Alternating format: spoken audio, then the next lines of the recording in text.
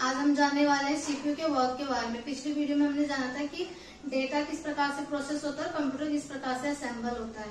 तो हमने देखा था कि मतलब जो कंप्यूटर के जो पार्ट्स हैं, जैसे कि कैबिनेट बॉक्स में मदरबोर्ड होता है, मदरबोर्ड में सीपीयू पाया जाता है, ठीक है। तो वही हमारा सीपीयू जिसको हम कंप्यूटर का ब्रेन भी कहते हैं, तो वही हमारा ब्रेन और कंप्यूटर का जो ब्रेन है वो किस प्रकार से काम करता है। ओके, तो जो सीपीयू होता है, कंप्यूटर का जो ब्रेन होता है, जैसे हमारा भी माइंड जो होता है 3 भागों में बैठ के वर्क करता है, उसी प्रकार से कंप्यूटर का सीपीयू वर्क करता है एएलयू, सीयू, रैम के साथ। ओके, तो सबसे पहले सीपीयू में एएलयू क्या काम करता है? ALU that means arithmetic logical unit, ठीक है। अरिथमेटिक से आप समझ रहे हैं कि जितना भी नंबर्स का जो डेटा होता है वो एएलयू के थ्रू क्या होता है? सॉल्व होता है, ठीक है।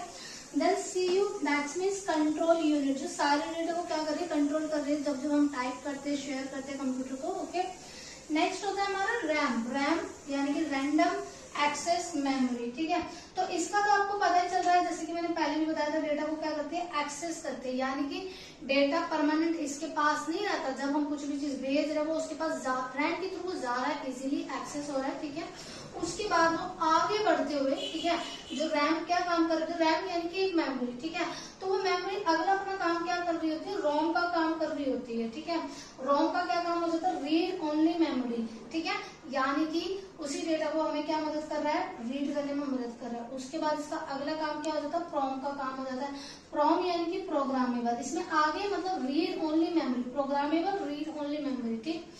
नेक्स्ट हो जाता है फिर इसका वर्क ईप्रोम का। ईप्रोम में ई का मतलब क्या है? इरेजेबल, यानी कि आपने जो कुछ भी लिखा है तो उसका मिस्टेक होने पे आप रिमूव मतलब बैक स्पेस से डिलीट से क्या हटाते हुए, इसलिए मेमोरी क्या कहलाती है? इरेजेबल मेमोरी भी कहलाती है। ओके, नेक्स्ट होती है हमारी ईप्रोम। तो इसमें इस ई का मतलब क्या होता है? इलेक्ट्रिक, बाकी वो ये electric, erasable, programmable, read only memory, यानी कि ऐसी मेमोरी जो बिजली के द्वारा चलती है, तो वो क्या कहलाती है? हमारी ईप्रोम मेमोरीज। तो कुछ इस प्रकार से कंप्यूटर का जो सीपीयू होता है वो वर्क करता है, हमारे डेटा को स्टोर करने में मदद करता है।